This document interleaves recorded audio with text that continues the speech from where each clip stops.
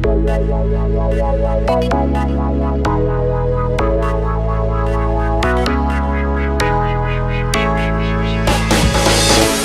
mida sa siis teed meil siin?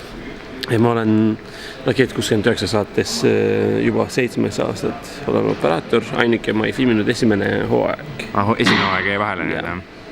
Ja kas Rakette on nagu raskem filmida? Sa teed ju nagu, see Rakett on ainult väike osa sinu tööst.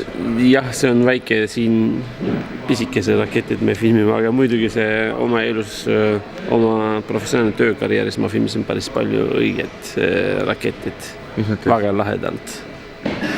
See tähendab, et enne Eestis ma olin 12 aastat operaator konflikti kohtades, ma töötasin.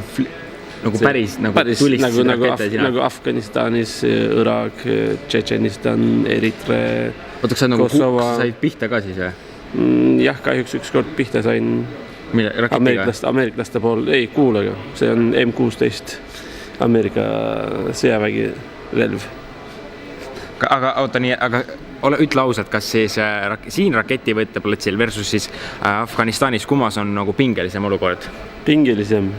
Siin on ikka pingelisem. Afganistanis ei ole meil režissöör nagu Sim. See on muidugi pinge on siin natukene teismoodi. Et siin karjutakse rohkem kui Afganistanis? Siin karjutakse täpselt. Seal sa tead, et kes karjub, kes ei karju, kes nutab, seal on kõik kindel. Okei, ühesõnaga, et siin on pingelisem. Jah. Aga see vähemalt sa nagu treenisid, et see ei olnud nagu juke järsku, vaid Afganistanis väike soendus ja siis raketiplatsile. Jah, siin on õiged raketid ja targad mehed. Seal targad mehed leidmine on natukene raskem. aga me peame ikkagi proovima, et sind sealt kaamera tagant rohkem ikka siia kaamera ette tuua.